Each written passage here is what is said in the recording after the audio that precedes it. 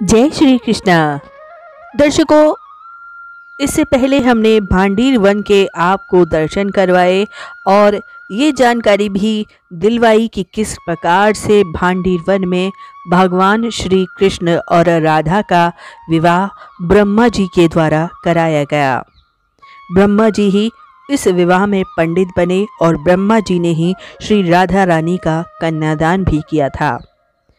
इस पौराणिक स्थल के समीप ही बना हुआ है एक कुआं, जिसे त्रिवेणी कूप कहा जाता है। इस कुएं का जल विशेष रूप से महत्वपूर्ण इसलिए है क्योंकि इस कुएं का निर्माण भगवान श्री कृष्ण ने अपनी बांसुरी के द्वारा किया था। पौराणिक मान्यताओं के अनुसार भगवान श्री कृष्ण ने ही इस कुएं को बांसुरी से खोदा था। इस कुएं का विशेष महत्व इसलिए है क्योंकि यहाँ पर दूर दूर से श्रद्धालु आते हैं और यहाँ स्नान करते हैं। सोमवती अमावस्या के दिन इस कुएं का जल हो जाता है दूधिया। यानी इस विशेष बात को जानने के लिए भी दूर दूर से श्रद्धालु यहाँ आते हैं, इस जल का परीक्षण भी करते हैं। इस जल से स्नान करने का विशेष महत्व इसलिए भी है, जिन निस्संतान दंपति के संतान नहीं होती, इस कुएं के जल में स्नान करने से संतान की प्राप्ति होती है। या जिन माता बहनों के भ्रूण की गर्भ में ही मृत्यु हो जाती है या बालक जीवित न रहता हो, तब भी ऐसी माता बहनें यहाँ आकर जल में स्नान करती हैं और गोबर से स्वास्तिक भी बनाती हैं। ये कुआं जो है 4 युग में रखा है। जिस टाइम पे ब्रह्मा जी ने पृथ्वी को बिछाया था, इसी टाइम पे इस कुएं की स्थापना की। सत्यों का इसका लेख मिलता है।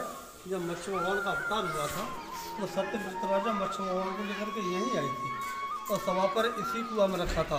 बराह पुराण में दिया, देवता लोग स्तुति कर रहे हैं कि मत्स्यकूपम नमस्तुभ्यम भांडीवन स्थितम।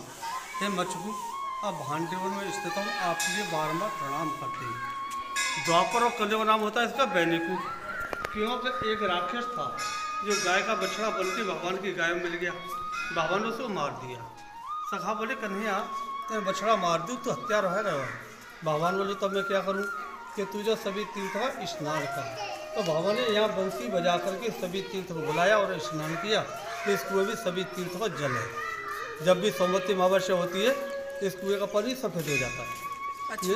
जिन औरतों के बच्चे नहीं होते हो, गर्भ खंडित हो जाते हो, संतान नहीं चल रही हो, वो यहाँ आकर के स्नान करे, मंदिर में मनोकामना बोले तो 98% मनोकामना पूरी होती है। कलयुग में और द्वापर में इसका नाम होता है बैनिकूप, तो भगवान इसे बंसी से प्रकट करते हैं। पंडित जी, उधर स्वास्तिक भी बनाए हुए हैं। जो लेडीज हैं स्नान करने को आती है, जिनकी संतान नहीं होती है, वो ये स्वास्तिक बना के जाती है। जब मनोकामना पूरी हो जाती है तो इसको आकर के छुड़ाती है और सराती है।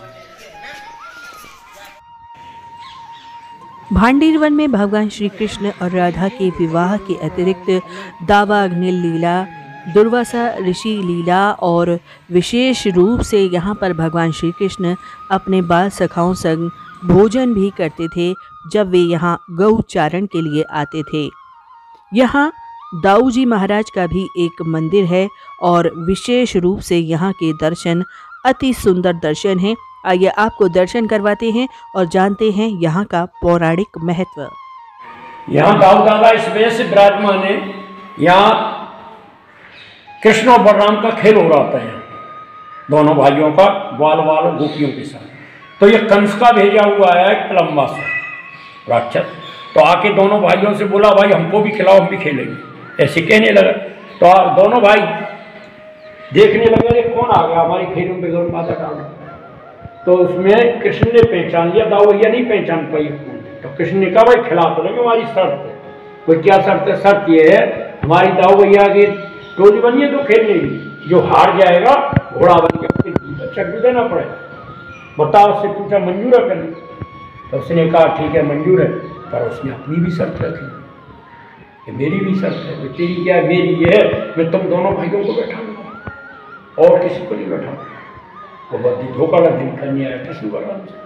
तो कृष्ण बोले ठीक है, हमको भी मंजूर है, पर मेरी तरफ से। क्यों? अरे भैया तो शरीर से तंग रहो, बाहर हो, ऐसे हमारे दाऊ भैया भी तंग नहीं, तुम दोनों एक तरफ हो तो मेरी पारी हार जाएगी, ऐसे कहा। इस वजह से वो मार नहीं सकते थे, वो प्रहलाद के वंशज का, प्रहलाद के वंशज को कृष्ण नहीं मार सकते, ऐसा शराब लगा हुआ था। तो जो अपनी तरफ रखता है। फिर इसी रोड पर आगे पड़ता है भद्रवन। तो भद्रवन से लेकर माटवन तक इनका खेल लेकर 6 किलोमीटर, 2 कोस बोलते, पहले कोस थे, किलोमीटर अब चले, तो 2 कोस का खेल हुआ। तो जैसे यहाँ भांडवन उतारना तय किया, चड्डू देना है, भांडवन तक पारी हार जाएगी। तो जैसे खेलते आ रहे हैं तो कृष्ण की पारी हार गई, एक बिजौरीगढ़ गाँव है उस पर। तो जब हार गई तो कृष्ण बोले भैया हार गए, चलो भैया बैठो, मेरी कंधे पर कौन बैठता है, पिंडी पर कौन। सबसे पहले कृष्ण ही घोड़ा बने, या फिर सभी ले लेके कृष्ण की पारी दाऊ भैया की पारी को लेके आ रहा। तो ये पिलम्बा सब दाऊ भैया को लेके आ रहा है, सबसे लास्ट में रह गया पीछे।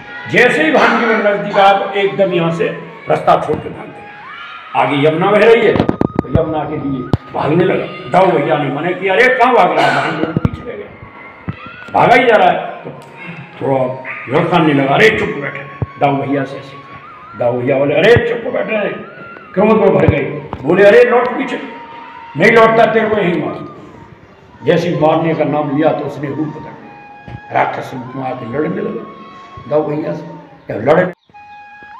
तो दर्शकों, इस वीडियो में आपने किए भांडीर वन के विशेष दर्शन, त्रिवेणी कूप का रहस्य भी आपने जाना और किए दाऊजी महाराज के दर्शन भी। अगली वीडियो में भी बहुत सारी महत्वपूर्ण जानकारी के साथ आपसे मिलेंगे, लेकिन आपसे अनुरोध है, अगर आपने अभी तक हमारे चैनल को सब्सक्राइब नहीं किया हो तो चैनल को सब्सक्राइब ज़रूर कर लें, बेल आइकॉन भी प्रेस कर दें, जिससे सारे नोटिफिकेशन आप तक पहुंचते रहे। आज तक बस इतना ही। जय श्री कृष्णा।